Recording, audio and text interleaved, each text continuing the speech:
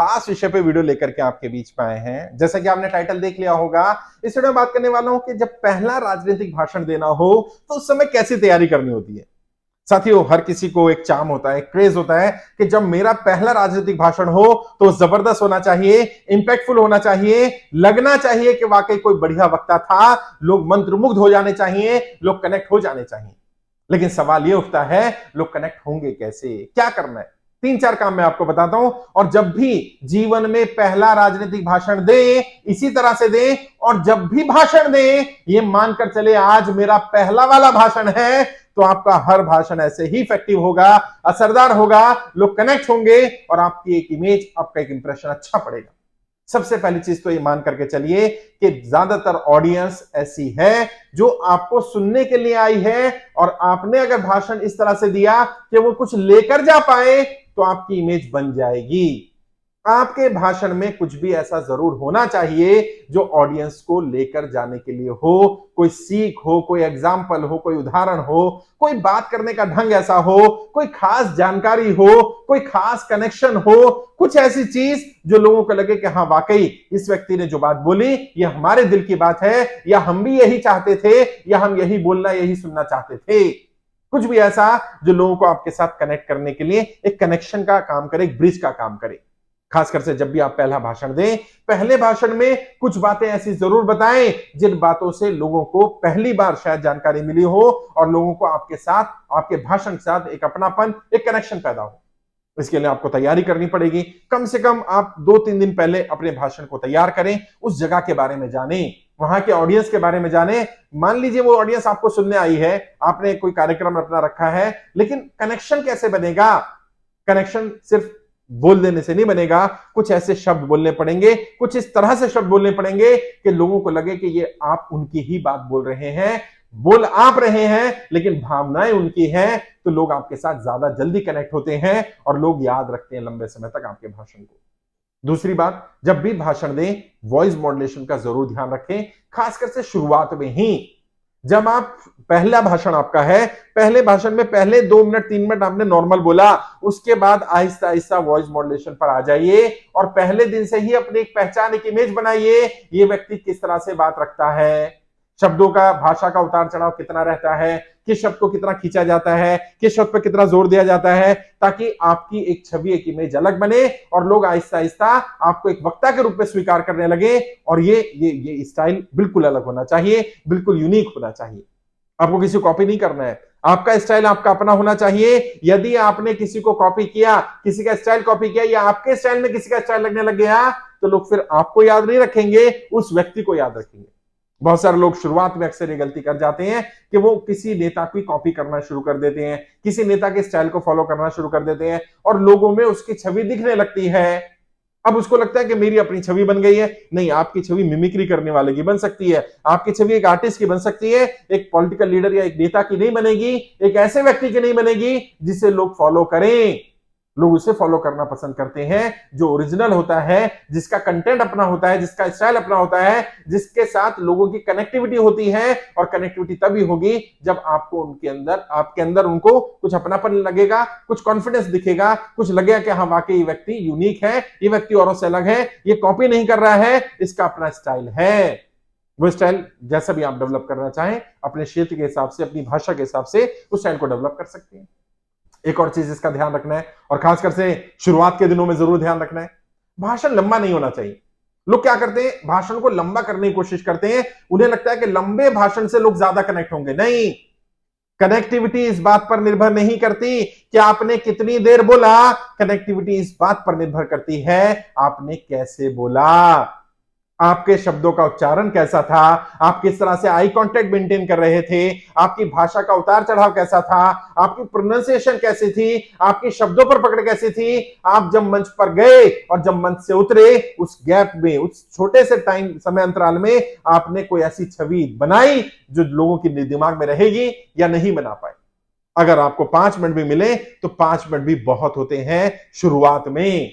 और बड़े मंच पर जनरली अगर आप बहुत बड़े नेता नहीं है, शुरुआत के दिन है, तो आपको 2-4-5 मिनट ही मिलेंगे और उन 2-4-5 मिनट में ही कुछ ऐसा करना पड़ेगा जो लोगों को आपके साथ कनेक्शन पैदा कर दे। शुरुआत में लोग अक्सर गलती क्या करते हैं, क्योंकि मंच पर चढ़ रहे होते हैं तो देख करके बोलना शुरू कर देते हैं। ध्यान रखिए, पहले भाषण से ही तैयारी करनी पड़ेगी, बिना देखे बोलने की। गलत बोले, सही बोले, अच्छा बोले, बुरा बोले, फर्क नहीं पड़ता, आपने बिना देखे बोलने की आदत डालनी है। मैं ये नहीं कह रहा हूं बिना लिखे बोलने की आदत डालनी है, लिख लीजिए, बार बार याद करिए, रट लीजिए, प्रैक्टिस करिए, लेकिन मंच पर आपके पास कोई पेपर नहीं होना चाहिए। आपको पहले दिन से आदत डालनी पड़ेगी। मेरे यहां बहुत सारे स्टूडेंट आते हैं, मैं उन्हें कहता हूं कि आप बिना देखे बोलिए, तो लोग हैरान होते हैं, सर पहला दिन है आज, तो पहले दिन में बिना देखे कैसे बोल सकता हूं? पहले दिन सर मुझे देखने दो, मैं लिखा हुआ बोल देता हूं, सेकंड डे थर्ड डे से बोल लूंगा। और वो लोग कभी भी बिना देखे बोल नहीं पाए। जब भी करना पड़ेगा आपको एक्सटेम्पोर की तरह तैयारी करनी पड़ेगी, अचानक की तरह तैयारी करनी पड़ेगी, कि आपको तैयारी करने का समय भी ना मिले तो भी आप कुछ बातें बढ़िया बोल पाए। कुछ कुछ अपनी स्टार्टिंग और अपनी क्लोजिंग इफेक्टिव बनाइए। जब भी मंच पर चढ़े, आपका स्टार्ट करने का तरीका कुछ खास होना चाहिए। कई लोग किसी नारे के साथ शुरुआत करते हैं, कई लोग किसी जयकारे के साथ शुरुआत करते हैं, कई लोग कोई पर्टिकुलर शेर और शायरी के साथ शुरुआत करते हैं। आपकी एक यूनिक पहचान होनी चाहिए कि जब आप मंच पर आते हैं, आपकी शुरुआत आखिर होती कैसे है। कोई खास स्टाइल, कोई खास स्लोगन, कोई खास श्लोक, कोई खास शेर और शायरी, कोई खास बातचीत या कोई खास ढंग। कई लोग कहानी सुना करके शुरू करते हैं, कई लोग अपनी कहानी सुना करके शुरू करते हैं, कई लोग अपने बैकग्राउंड के बारे में बात करना शुरू कर देते हैं, कई लोग वहां की जनता के बारे में बात करना शुरू कर देते हैं। वो आप तय करिए आपको कैसे करना है, लेकिन शुरुआत के लिए कोई स्टाइल अपनाइए। और ऐसे ही क्लोजिंग के लिए, जब आपका संवाद समाप्त हो, जब आप भाषण समाप्त करने वाले हो, लास्ट के 15-20 सेकेंड कुछ ऐसा इंपैक्टफुल होने चाहिए जो उन्हें हमेशा तक याद रहे। जब जब वो आपके बारे में सुने, जाने, याद करें, कोई आपके बारे में बात करने लग जाए, उन्हें वो स्लोगन, वो सेंटेंस, वो स्टाइल, वो याद आ जाना चाहिए।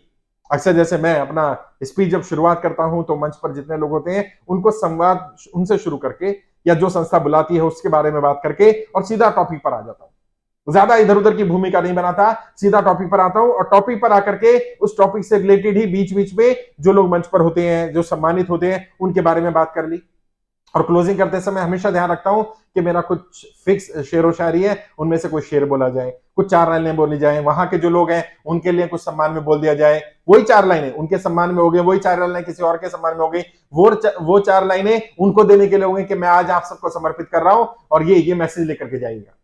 ये आप सबके लिए, आपके बच्चों के लिए, आपके आने वाली पीढ़ी के लिए एक खास संदेश मेरी तरफ से है, और ये आपके जीवन बदलने वाला संदेश है। और फिर मैं जब अपनी बात रखता हूं शेर व शायरी के माध्यम से या स्लोगन के माध्यम से, तो वो उनके पर ज्यादा अच्छा इंपैक्ट करता है, और क्लोजिंग इतनी असरदार होती है कि लोग याद रखते हैं लंबे समय तक।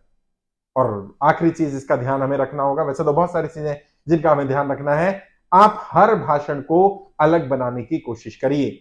यदि आपका हर भाषण कॉमन होगा, हर भाषण एक जैसा होगा, तो शुरुआत में तो हो सकता है लोग आपके साथ कनेक्ट हो जाएं, लेकिन आहिस्ता आहिस्ता लोगों के साथ आपका कनेक्शन कम होता चला जाएगा, और लोगों को लगना शुरू हो जाएगा इस व्यक्ति के पास कुछ नया नहीं है। लोग किसी भी व्यक्ति के साथ लंबे समय तक तब तक जुड़ते हैं या तब जुड़े रहना चाहते हैं जब उन्हें लगातार निरंतर कुछ नया मिल रहा हो।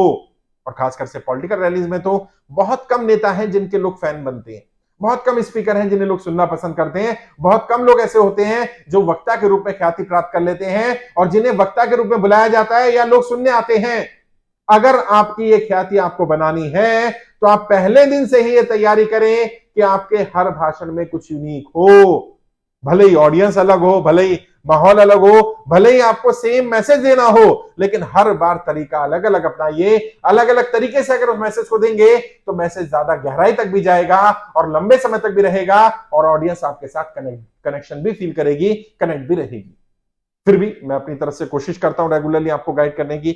अगर आप और ज्यादा सीखना चाहते हैं, जानना चाहते हैं मंच पर कैसे अच्छा वक्ता बना जाए, राजनीतिक रूप से किस तरह से अपनी स्पीचेस दी जाती हैं, अच्छी स्पीच लिखनी कैसे, डिलीवर कैसे करना है, तो आप ट्रेनिंग ले सकते हैं।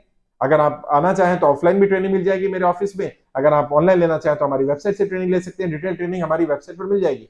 मेरी वेबसाइट है www.iplindia.org।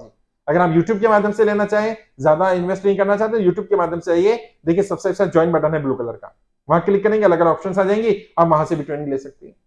फिर भी कोई डाउट है, कुछ जानना चाहते हैं, कुछ और पूछना चाहते हैं, तो वीडियो के कमेंट में लिखिए, मैं जरूर रिप्लाई करूंगा। मुझसे बात करना चाहे तो वीडियो के डिस्क्रिप्शन में मेरा फोन नंबर मिल जाएगा। 2-4-5 मिनट बात करूं, डायरेक्ट बात करिए, मैं आपको गाइड करने की कोशिश करूंगा। आज के लिए इतना ही। आपके उज्जवल राजनीतिक भविष्य के लिए हार्दिक शुभकामनाएं। जय हिंद, जय भारत।